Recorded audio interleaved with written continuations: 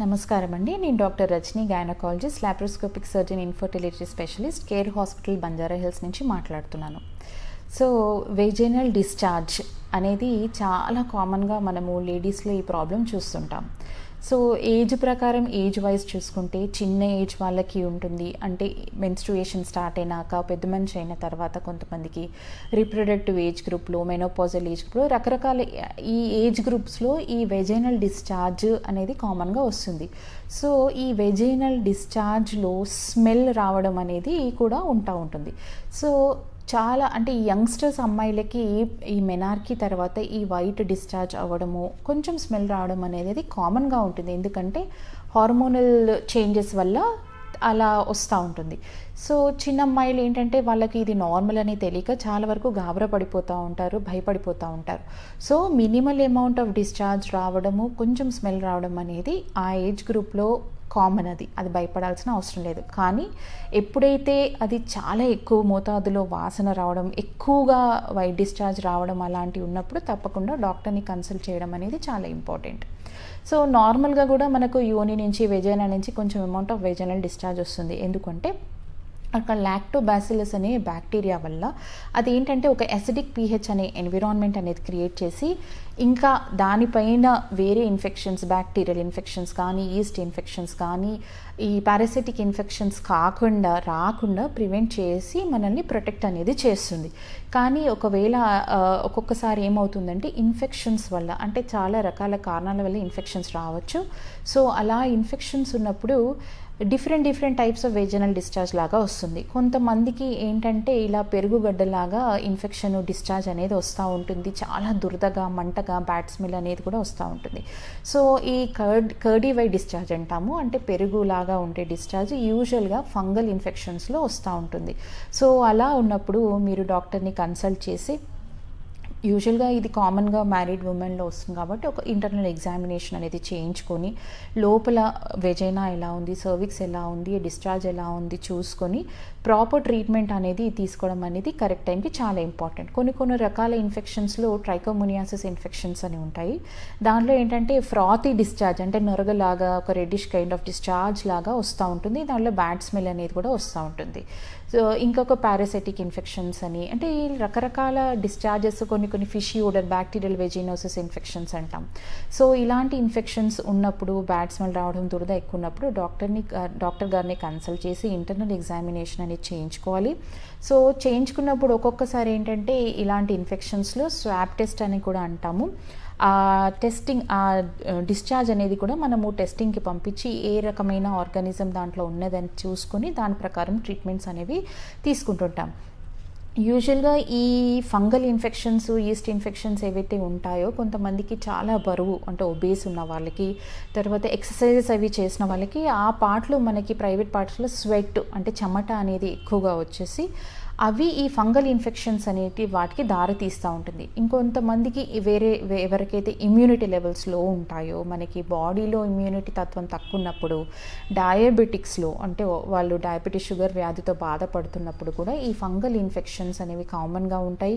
వాళ్ళు వేరే ఏవైనా కారణాల వల్ల యాంటీబయాటిక్స్ ఎక్కువ మోతాదులో వాడినప్పుడు కూడా ఈ ఫంగల్ ఇన్ఫెక్షన్స్ అనేవి కామన్గా వస్తుంటాయి. సో మనకి ఇది పర్లానా ఇన్ఫెక్షన్, ఇది ఫంగల్ ఇన్ఫెక్షన్, ఇది ట్రైకోమోనాస్ ఇన్ఫెక్షన్ అని మనకి నిర్ధారణ డాక్టర్ గారు చేసినప్పుడు డాక్టర్ గారు కొన్ని రకాల మెడిసిన్స్ అనేవి మీకు ఇస్తుంటారు. సో దీంట్లో మనము యాంటీబయాటిక్ కోర్స్ ఓరల్గా మింగే గోళీలు ఉంటాయి, తర్వాత వెజైనల్ టాబ్లెట్స్ అని ఉంటాయి, అయితే యోనిలో పెట్టుకునే వెజైనల్ మెడికేషన్స్ అవి కొన్ని ఉంటాయి, కొన్ని వెజైనల్ వాషెస్ అవి ఇస్తుంటారు. సో ఇలాంటివన్నీ మనము వాడుకోవాలి. ఒక్కొక్కసారి ఏంటంటే ఈ వెజైనల్ ఇన్ఫెక్షన్స్ అనేవి బోత్ పార్ట్నర్స్ ట్రీట్మెంట్, అంటే హస్బెండ్ని, వైఫ్ ఇద్దరు వాడుకోవాల్సి ఉంది. సో మన దగ్గర చాలా రకాల పేషెంట్స్ వస్తుంటారు వెజైనల్ ఇన్ఫెక్షన్స్ కోసం. కానీ ఇద్దరు హస్బెండ్ వైఫ్ ట్రీట్మెంట్ తీసుకోవాలి అంటే హస్బెండ్స్కి వాళ్ళు అనుకుంటారు మాకంతా నార్మల్గా ఉంది, మేము ఎందుకు వాడుకోవాలి అనుకుంటారు. అది చాలా రాంగ్ అండి. ఇద్దరు కంపల్సరీ, బోత్ పార్ట్నర్స్ ట్రీట్మెంట్ అనేది చాలా ఇంపార్టెంట్. ఇద్దరికి ట్రీట్మెంట్ ఇస్తేనే ఆ ప్రాబ్లంకి అనేది సొల్యూషన్ ఉంటుంది. ఒకరికే మనం ట్రీట్మెంట్ ఇచ్చినప్పుడు మళ్ళీ క్రాస్ ఇన్ఫెక్షన్స్ అయ్యి రిపీటెడ్గా మళ్ళీ వాళ్ళు ఇన్ఫెక్ట్ అయ్యి మళ్ళీ ఈ ప్రాబ్లమ్స్ వచ్చే ఛాన్సెస్ ఉంటాయి. సో ఇది ప్రాపర్ ట్రీట్మెంట్, పార్ట్నర్ ట్రీట్మెంట్ అనేది చాలా ఇంపార్టెంట్.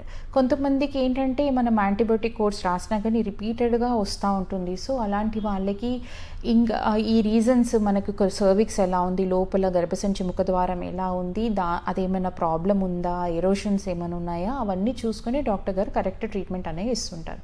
సో ప్రివెంటివ్ మెషర్స్ అంటే ఈ వైట్ డిశ్చార్జెస్ ఇవన్నీ రాకుండా ప్రివెన్షన్ ఎలాగా అని అంటే మెయిన్గా ఏంటంటే హైజీన్ అనేది చాలా చాలా ఇంపార్టెంట్. హైజీన్ ఎలా అంటే రెగ్యులర్గా ప్యాంటీస్ చేంజ్ చేసుకోవడం. ఇంకోటి పీరియడ్స్ టైంలో హైజీన్ మెయింటెనెన్స్ అనేది చాలా important, especially for young girls. Menarche అంటే పెద్ద మనిషి అయిన తర్వాత అమ్మాయిలకి చాలామందికి అంత అవగాహన అనేది ఉండదు. పేరెంట్స్ చెప్తారు, బట్ స్టిల్ వాళ్ళకి సొంతంగా ఎలా వాడుకోవాలి, శానిటరీ నాప్కిన్స్ పీరియడ్స్ టైంలో ఎలా వాడుకోవాలి, ఎలా చేసుకోవాలి అనేది తెలిసి ఉండదు. సో పేరెంట్స్, టీచర్స్ యంగ్ గర్ల్స్కి మెనార్కీ వచ్చిన తర్వాత ఎలా హైజీన్ మెథడ్స్ అంటే పీరియడ్స్ టైంలో రెగ్యులర్గా ప్యాడ్స్ చేంజ్ చేసుకోవడము, 6 అవర్స్కి ఒకసారి ప్రైవేట్ పార్ట్స్ని వాష్ చేసుకోవడము, తర్వాత అక్కడ పెల్విక్ హెయిర్ని క్లీన్ చేసుకోవడము రెగ్యులర్గా వన్స్ ఇన్ 15 days, తర్వాత హైజీన్, స్నానం చేయడము ట్వైస్ డైలీ, ఇలాంటివన్నీ వాళ్ళకి ఎడ్యుకేషన్ అంటే మదర్ చైల్డ్కి చెప్పుకోవాలి,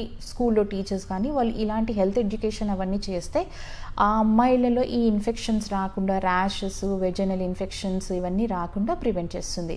మ్యారీడ్ ఉమెన్ కూడా similar same vaginal hygiene methods periods టైంలో శానిటరీ నాప్కిన్స్ కూడా ఈ plastic cover coated sanitary napkins కాకుండా ఆర్గానిక్ శానిటరీ నాప్కిన్స్ అవన్నీ వాడుకోవడం, కాటన్ కవరింగ్ ఉన్న శానిటరీ నాప్కిన్స్ వాడుకోవడము, ప్రాపర్ హైజీన్ మెథడ్స్. ఇంకొకటి మ్యారీడ్ ఉమెన్లో ఇంటర్ కోర్స్ తర్వాత ప్రైవేట్ పార్ట్స్ని వాష్ చేసుకోవడం అనేది కూడా చాలా ఇంపార్టెంట్. అది చాలా వరకు ఇన్ఫెక్షన్స్ని మనకి రాకుండా ప్రివెంట్ చేస్తుంది. సో ఎక్కువ ఈ స్మెల్స్ వస్తుందని డియోడ్రెంట్స్ ప్రైవేట్ పార్ట్స్లో అనేవి వాడకూడదు. ఎక్కువ సోప్ యూసేజ్ అనేది ప్రైవేట్ పార్ట్స్లో తక్కువగా వాడడం అనేది చాలా ఇంపార్టెంట్. ఎందుకంటే ఒక్కొక్కసారి ఆ కెమికల్స్ వల్ల కూడా చాలా ప్రాబ్లమ్స్ ఉంటాయి. సో ఇవన్నీ సింపుల్ మెషర్స్, హెల్త్ మెషర్స్ అనేవి తీసుకుంటే చాలా చాలా మంచిది. ఇంకొకటి ఏంటంటే అమ్మాయిలు, ladies who are married 21 years తర్వాత, who are married already, so అలాంటి వాళ్ళు రెగ్యులర్గా పాప్స్మియర్స్ చేసుకోవడం అనేది కూడా చాలా ఇంపార్టెంట్. సో ఇంకొకటి ఏంటంటే డైట్ మన ఇమ్యూనిటీ లెవెల్స్ని ఇంప్రూవ్ చేసుకోవడానికి. ఎందుకంటే ఈస్ట్ ఫంగల్ ఇన్ఫెక్షన్స్ ఇమ్యూనిటీ లో ఉన్న వాళ్ళలో కామన్గా వస్తుంటాయి కాబట్టి న్యూట్రిషియస్ డైట్ తీసుకోవడము, బాడీ హైడ్రేషన్ మెయింటైన్ చేసుకోవడం అనేది చాలా చాలా ఇంపార్టెంట్. కొంతమందిలో ఏజ్ గ్రూప్ అంటే మెనోపాజ్ అయిన తర్వాత కూడా కొంతమందికి ఆ ఏజ్ గ్రూప్లో అంటే 45+, 50+ వాళ్ళకు కూడా ఒక్కొక్కసారి white discharge, blood stain white discharge అంటారంటే రక్తంతో కూడిన తెల్లబట్ట అలా వచ్చిన వాళ్ళకి అలా వదిలేయకుండా కంపల్సరీగా గైనకాలజిస్ట్ని కన్సల్ట్ చేసి ఇంటర్నల్ ఎగ్జామినేషన్ అనేది చేసుకొని ఆ డిశ్చార్జ్ అనేది ఎక్కడి నుంచి వస్తుంది అనేది చాలా ఇంపార్టెంట్ అంటే చూసుకోవాలి. ఎందుకంటే సర్వైకల్ క్యాన్సర్ అలాంటి కండిషన్స్లో ఒక్కొక్కసారి ఏంటంటే ఇట్ ప్రెజెంట్స్ అంటే అది ఒక వెజనల్ డిశ్చార్జ్, బ్లడ్తో కూడిన వెజనల్ డిశ్చార్జ్ లాగా ప్రెజెంట్ చేస్తూ ఉంటుంది. సో ఇంటర్నల్ ఎగ్జామినేషన్ అనేది చేయించుకొని, ఒకవేళ అవసరమైతే డాక్టర్ గారు సర్వైకల్ బయాప్సీ అవన్నీ చేయించుకొని దాన్ని బట్టి ఫర్దర్ మేనేజ్మెంట్ అనేది తెలుస్తూ ఉంటుంది.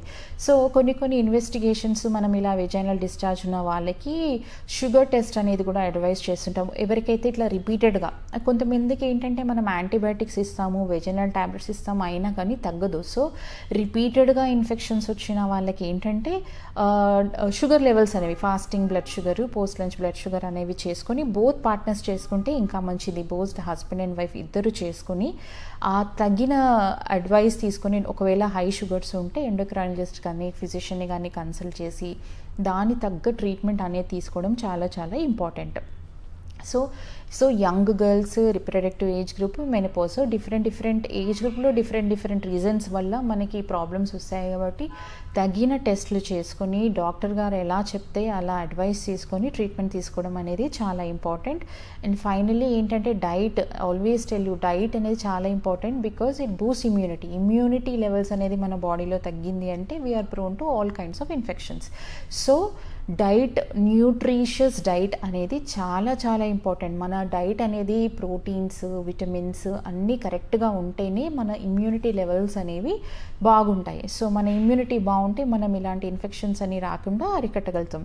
సో మదర్స్ కూడా ఈ కిడ్స్, యంగ్స్టర్స్, ఇప్పుడు పెద్ద మనిషి మెనార్కి వచ్చిన అమ్మాయిలకి న్యూట్రిషియస్ డైట్ అనేది ఇవ్వడం అనేది చాలా చాలా ఇంపార్టెంట్. బాయిల్డ్ ఎగ్స్ ఇవ్వడము, పాలు ఇవ్వడము, ఫ్రూట్స్ ఇవ్వడం. Fruits antioxidants rich fruits అంటాము.